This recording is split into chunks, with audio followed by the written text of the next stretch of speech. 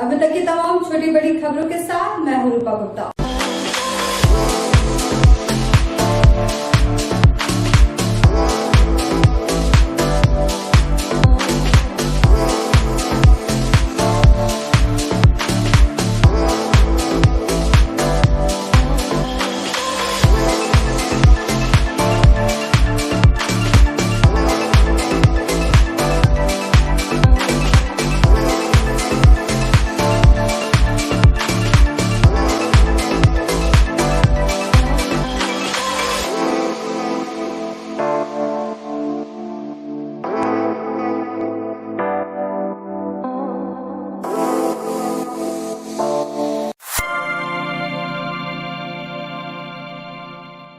पदनाटांड़ के दोनों भाई अंशु व चंदन की निर्मम हत्या के बाद रविवार को जमुई डीएसपी प्रशांत कुमार, प्रशिक्षु डीएसपी आदित्य कुमार, एसआई नागेंद्र कुमार व एके आजाद की एक टीम पीड़ित परिवार के घर पहुंची, जहां मृतक चंदन की पत्नी प्रिया देवी व उनके मां अनीता देवी से घटना व पीर बाबा से कैसे संपर्क हुआ, इसके साथ कई जानकारी ली।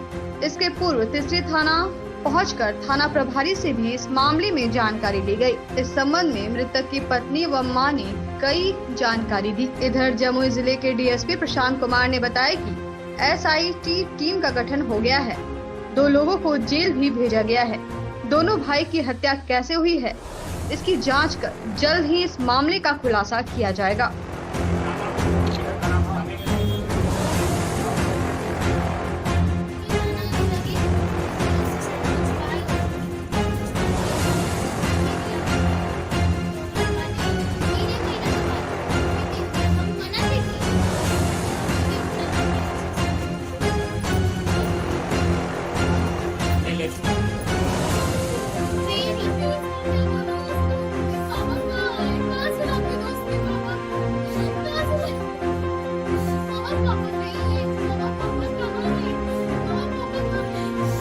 इससे ज़्यादा फिलहाल हमारे पास अनुसंधान के क्रम में बात, और इससे ज़्यादा हम आपको आश्वासन। डीएनए टेस्ट की प्रक्रिया कहाँ तक पहुँची है सर? डीएनए टेस्ट परसों चला गया और हमको लगता है अगले 15 दिन में आएगा, क्योंकि वो प्रक्रिया है हम लोग तो करते नहीं, ऑफिशियल करती है, तो जितना जल्दी हम लोग करवाने का प्रयास करेंगे कि उनका डीएनए टेस्ट हो, उनकी पहचान हो। पहले तो पहचान का है, ठीक है।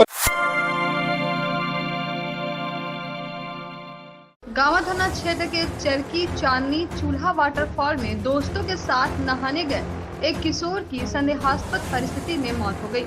घटना के बाद क्षेत्र में कोहराम मच गया है। बताया जाता है कि प्रखंड के मालडा निवासी उत्तम कुमार, जिसकी उम्र 17 वर्ष, अपने कुछ दोस्तों के साथ नहाने के लिए घर से 12 किलोमीटर दूर चरकी के चांदनी चूल्हा वाटरफॉल गया था। इसी बीच डूबने से उसकी मौत हो गई, जिसके बाद साथ में गए दोस्तों ने इसकी जानकारी स्थानीय जनप्रतिनिधियों के साथ उनके परिजनों को दी। सूचना मिलते ही नीमाडी मुखिया प्रतिनिधि, मालडा मुखिया प्रतिनिधि सहित परिजन व कई ग्रामीण स्थल पर पहुंचे और शव की खोजबीन करने लगे। काफी देर तक खोजबीन करने के बाद चट्टानों के बीच शव बरामद किया गया। मृतक के शरीर पर कई चोट के निशान व नाक से झाग निकलते देख इसकी सूचना गांवा थानेदार सूरज कुमार को दी गई। सूचना पर थानेदार सूरज कुमार दलबल के साथ घटना स्थल पर पहुंचे और मामले की जांच पड़ताल में जुट गए। वहीं समाचार लिखे जाने तक शव घटना स्थल पर ही था। Chamber of commerce and industries Giridih की एग्जीक्यूटिव कमेटी की बैठक रविवार को होटल ऑर्बिट में संपन्न हुई। बैठक की अध्यक्षता अध्यक्ष अरविंद कुमार ने की। बैठक में सचिव राहुल बर्मन ने कहा कि आगामी माह अगस्त में सदस्यता अभियान चलाया जाएगा। बैठक में सर्वसम्मति से निर्णय लिया गया कि अगस्त माह से सामाजिक कार्यों में फोकस किया जाएगा। आज सदस्यों के लिए दिए जाने वाले मेंबरशिप किट का लोकार्पण किया गया। बैठक में अधिकांश एग्जीक्यूटिव मेंबर मौजूद थे। मौके पर संजय कुमार सिंह, धर्म प्रकाश, विकास गुप्ता, गौतम सागर, मनीष कुमार बर्नवाल, उदय भदानी, मनीष दरवेश, सुजीत कपिसवे, विश्वजीत सिंह, सत्येंद्र सिंह, दिवेन तिवारी, अरुण कुमार साहू, राहुल कुमार सहित सभी सदस्यों ने भाग लिया।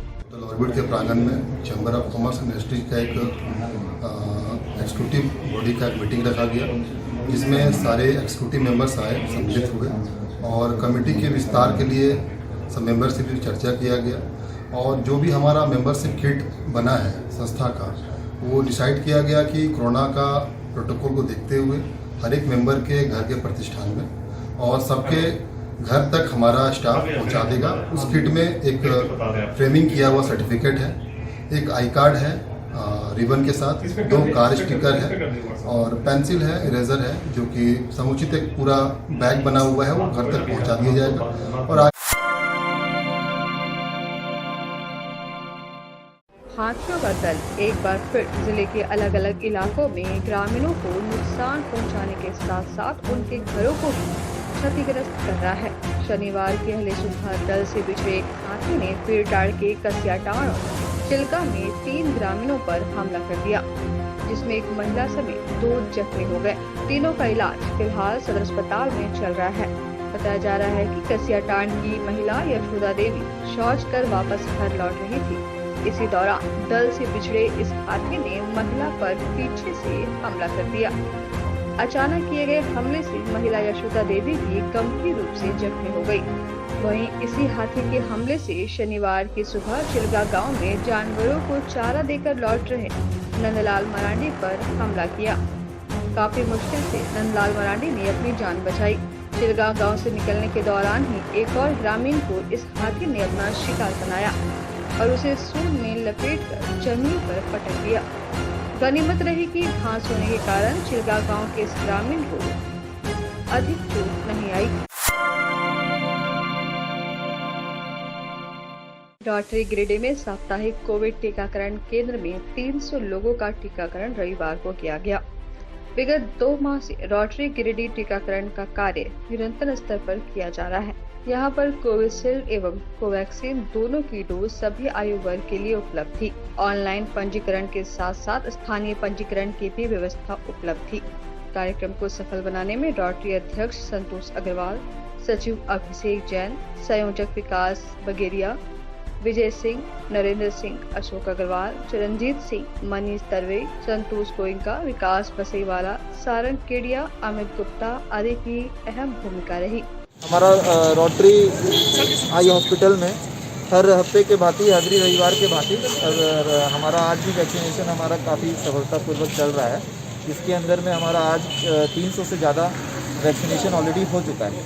इसके अंदर में ऑनलाइन और स्पॉट दोनों की सुविधा है। 18 साल के कोई भी उम्र के ऊपर के सबके लिए है अवेलेबल। और हमारे यहाँ आज कोविशील्ड और कोवैक्सीन दोनों ही का डोज दिया गया है, जिसमें 150-160 के आसपास कोवैक्सीन और 140 कोविशील्ड का डोज दिया गया है। और ये हमारा रोटरी आई हॉस्पिटल या रोटरी क्लब की तरफ से ये हम लोग की मान्यता है कि हमारे पूरे शहर के लिए ये हर रविवार ये कंटिन्यू चलता रहेगा और इससे जितना भी शहर वासियों को जितना फ़ायदा हो सके वो हम लोग कोशिश करेंगे मिलते हैं। जमुई जिला के खैरा थाना क्षेत्र के मनवा पहाड़ी के जंगल में 2 लापता भाई अंशु व चंदन बर्णवाल हत्या को लेकर तीसरी बर्णवाल धर्मशाला में झारखंड व बिहार सीमा के जिला व कई प्रखंड से आए बर्णवाल समाज के अध्यक्ष व सैकड़ों समाज के प्रबुद्ध लोगों ने बैठक कर शोक सभा का आयोजन किया। मौके पर बर्णवाल समाज बिहार प्रदेश उपाध्यक्ष ओंकार बर्णवाल, गिरिडीह जिला अध्यक्ष लखन बर्णवाल ने जमुई जिला प्रशासन और झारखंड सरकार से यह मांग की है कि सबसे पहले उन पदाधिकारियों पर कार्रवाई करे जिन्होंने इस मामले को संज्ञान में नहीं लिया, जिससे अपराधियों ने इस घटना को अंजाम दिया। बैठक में उपस्थित समाज के पदाधिकारियों ने जिला प्रशासन व सरकार से मांग की कि जल्द से जल्द मुख्य आरोपी को हिरासत में लेकर जेल भेजा जाए। साथ ही पीड़ित परिवार के लोगों को 50 लाख और 1 नौकरी देने का काम करे, नहीं तो समाज के लोग सड़क से लेकर सदन तक पीड़ित परिवार के लिए खड़े रहेंगे।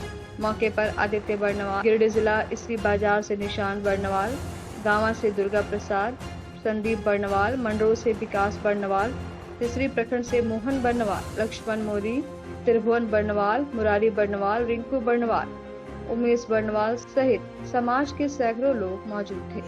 है और पूरे गिरिडीह जिला बर्णवाल समाज सहित झारखंड और बिहार प्रदेश के बर्णवाल समाज के लोग इस घटना की कड़ी निंदा करते हैं। प्रशासन की निष्क्रियता देखने को मिली है। अभी तक हत्यारों की गिरफ्तारी नहीं हुई है।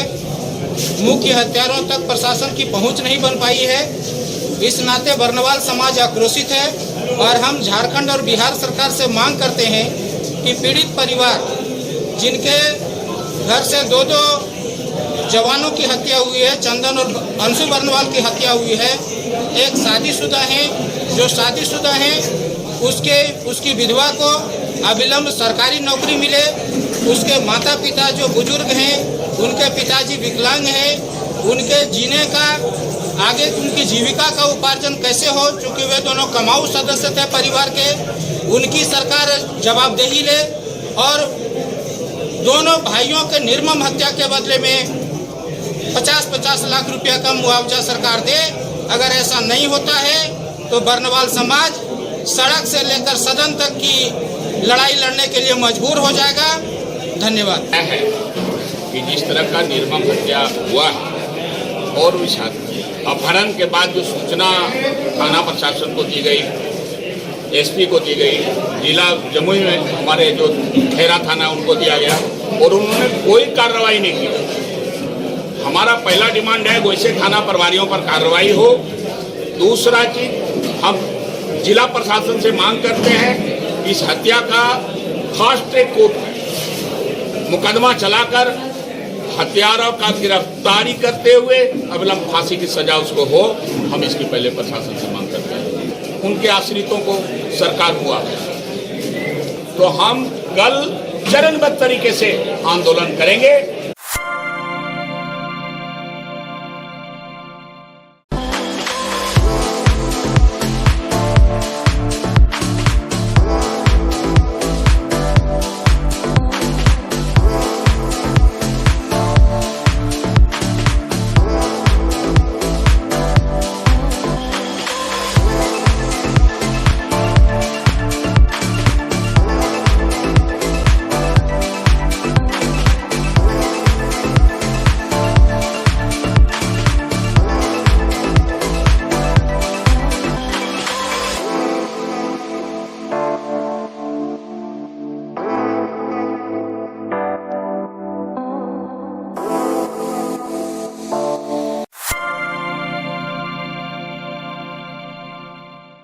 जिले का गिरिडीह जमुई मुख्य मार्ग बदहाल है।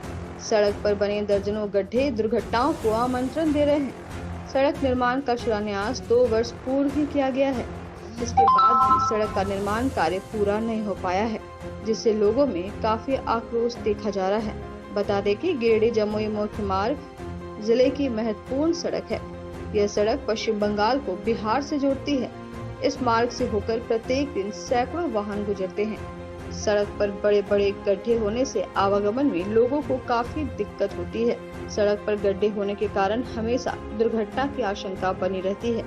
इस समस्या को कई जनप्रतिनिधियों ने बहुत बड़ी समस्या बताई और आवाज भी उठाई, जिस कारण सड़क निर्माण को राज्य सरकार ने मंजूरी दी थी। सड़क निर्माण को लेकर 23 अक्टूबर 2019 को शिलान्यास किया गया था। विधायक जयप्रकाश वर्मा ने सड़क निर्माण का शिलान्यास किया था। संवेदक द्वारा कार्य शुरू भी किया गया, लेकिन बीच में ही काम बंद हो गया। इस दिशा में अब तक कोई कार्रवाई नहीं की गई है। बताया जाता है कि गिरिडीह जमुई मुख्य मार्ग में छुटकी खरडीहा के पास सड़क सबसे ज्यादा खराब है। जर्जर सड़क के कारण छुटकी खरडीहा चौक की नरकीय स्थिति हो गई है। इस संबंध में बीजेपी नेता महेंद्र प्रसाद वर्मा ने बताया कि मुख्य मार्ग होने के कारण प्रत्येक दिन सैकड़ों वाहन इस मार्ग से गुजरते हैं। इसके बाद भी राज्य सरकार इसकी मरम्मती को लेकर उदासीन है। उन्होंने राज्य सरकार पर आरोप लगाया है कि पूर्व की रघुवर सरकार ने जो भी विकास कार्य शुरू किए उसे वर्तमान सरकार ने बंद कर रखा है। उन्होंने राज्य सरकार और जिला प्रशासन से मांग की है कि अविलंब सड़क का निर्माण कार्य पूरा किया जाए, नहीं तो बीजेपी कार्यकर्ता सड़क पर उतरने के लिए बाध्य होंगे। इधर कोडरमा सांसद अन्नपूर्णा देवी के प्रतिनिधि दिनेश प्रसाद यादव ने बताया कि सड़क का निर्माण कार्य 2 वर्ष बाद भी पूरा नहीं होना दुर्भाग्यपूर्ण है। जिला प्रशासन इस सड़क को अविलंब पूरा करवाए।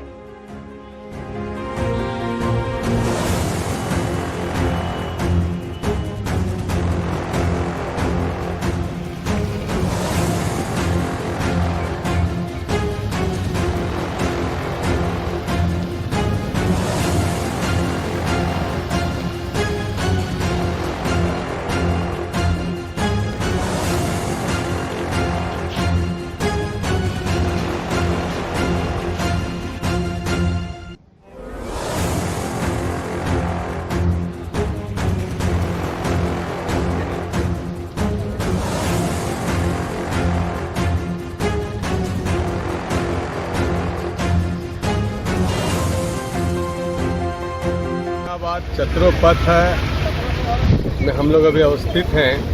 यह रोड 2018 में इसका टेंडर हुआ था और ठेकेदार अपना काम भी शुरू कर दिया था। इसके बाद जब सरकार बदल गई तो फिर जो हेमंत सोरेन की सरकार है ये विकास कार्य से कोई मतलब नहीं रखा, जिस कारण रोड की ये दुर्दशा हो गई है और इतना लंबा समय तक रोड का काम बाधित रहा है, जिससे आवागमन काफ़ी प्रभावित हो गया है। लोगों को आने जाने में काफ़ी परेशानी हो रही है और ये मुख्य मार्ग है, इसमें प्रत्येक दिन 5,000 से 10,000 गाड़ियाँ डेली सफ़र करती है।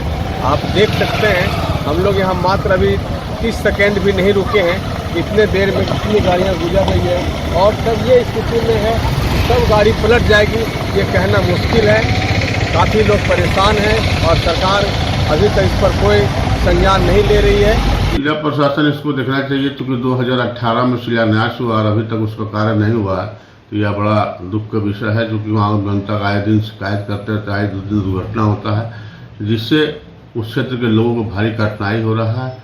जिला प्रशासन इस पर अविलंब हस्तक्षेप कर जो संवेदक को काम मिला है उनको उनसे कार्रवाई करते हुए उनसे काम लिया जाए, ताकि उस क्षेत्र के लोगों को राह में चलने में आराम हो। उस क्षेत्र के लोगों को बिजनेस व्यापार करने में जब रोड ही न रहेगा तो सारे रोजगार बंद हो जाता है। इसलिए और इस 5 के दिन में पढ़ाई लिखाई हर चीज़ में के जाने के लिए मुख्य मार्ग चाहिए। मार्ग के अंदर नहीं रहने से कठिनाई होता है, इसलिए जिला प्रशासन को हस्तक्षेप कर तुरंत उस पर विलंब कार्रवाई करे, ताकि उस रोड का जल्द से जल्द बन सके। सीसीएल क्षेत्र में पानी बिजली की काफी कमी है, जिससे वहां की जनता काफी परेशान है। इस संबंध में सीसीएल पीओ को आवेदन दिया गया था, लेकिन अभी तक कोई कार्रवाई नहीं की गई है। बताया गया कि अम्बाटाड़, कमलजोर, पहाड़ीडी के अलावा लगभग 10 गाँव में पानी बिजली की समस्या है, जिसे लेकर मंगलवार को 1 दिवसीय धरना कमलजोर चाणक के पास 11 बजे निर्धारित किया गया है। मौके पर विधानसभा प्रभारी राजेश सिन्हा ने कहा कि अपने हक और अधिकार के लिए अफसर सहाय के खिलाफ आवाज बुलंद करना होगा। क्षेत्र में पिछले 15-20 दिनों से पानी और बिजली का भारी कमी है। जो कमलजोर के पास जो चाणक है उससे लगभग 10 गांव में पानी जाता था, 10 इलाकों में पानी जाता था, वो बंद है। लेकिन यहाँ के जो प्रतिनिधि हैं, यहाँ के जो सीसीएल प्रबंधक है, वो एकदम शांत है, शांतचित्त अवस्था में है, जबकि पर्व भी पार हो चुका है। और दूसरा है कि माले की तरफ से वहाँ पे आवेदन दिया गया है कि अगर नहीं कर पाते हैं तो हम लोग आंदोलन के लिए बाध्य होंगे। अब वो दिन लगभग पूरा हो गया है, इसलिए मंगलवार के दिन में हम लोग 11 बजे दिन से कमलजोर जहाँ पे चाणक है वहाँ पे एकत्रित होंगे और सभी लोगों से सीसीएल क्षेत्रों से आह्वान करेंगे कि आप वहाँ पे आएँ। एक बैठक है, एक मीटिंग है, एक धरना है और उससे जो मैसेज जाएगा, इसके बाद हम लोग 2 से 3 दिनों के अंदर सीसीएल क्षेत्र में जाके वहाँ सीसीएल ऑफिस में जाकर हम लोग धरना प्रदर्शन करेंगे। क्योंकि इस इलाके में जब भी लाइन चला जाता है या जब भी ट्रांसफार्मर खराब होता है या जब भी पानी की दिक्कतें आती हैं तो महीनों दिन लगा देते हैं। इसके पीछे कारण क्या है? हम यहाँ के जनप्रतिनिधि से भी निवेदन करेंगे कि इन तमाम क्षेत्र में जो लगभग 10,000 घर डायरेक्ट इसमें इन्वॉल्व हैं और लगभग 50-60 हज़ार लोग जो पानी के लिए तरसते हैं, बिजली के लिए तरसते हैं, सीसीएल पर दबाव बनाएं और नहीं तो भाकपा माले है वो आंदोलन के लिए बाध्य होगा। और तमाम जो यहाँ के आला अधिकारी हैं उनसे भी हम एक तरह से निवेदन करते हैं कि जो यहाँ के क्षेत्र, आसपास के क्षेत्रों में जिस प्रकार से एक तरह से इग्नोर किया जाता है, हम इग्नोर नहीं होने देंगे। गावा थाना क्षेत्र के बगदेड़ी गांव में तेज बुखार से एक 10 वर्षीय बच्ची की मौत हो गई। घटना के बाद परिजनों के विलाप से क्षेत्र में मातम पसरा हुआ है। बताया जाता है कि बगदेड़ी निवासी राजकुमार दास की 10 वर्षीय पुत्री करीना कुमारी को देर शाम अचानक बुखार आ गया। इस पर परिजन उन्हें घर पर ही घरेलू उपचार के साथ कुछ दवा देकर रात में सुला दिया। आधी रात में बच्ची की बुखार की गति और बढ़ गई। तब अहले सुबह परिजन उसे गांव के पटना में झोला छाप डॉक्टर के पास ले गए, जहां चिकित्सक ने प्राथमिक उपचार के बाद स्थिति गंभीर होने पर उसे बेहतर इलाज के लिए गांवा सामुदायिक स्वास्थ्य केंद्र रेफर कर दिया। वहीं गांवा स्वास्थ्य केंद्र में डॉक्टर सालिक जमान ने बच्ची को देखते हुए उसे मृत घोषित कर दिया। इधर घटना के बाद परिजनों का रो रो कर बुरा हाल है। मेरा नाम है बिरजू दास। लड़की चाचा हैं। कल शाम से बुखार लगा और लेके आज बिस्कुट खिला के लेके जा रहे थे डॉक्टर के पास आज सुबह में। हाँ, तो रास्ते में इस तरह हो गया।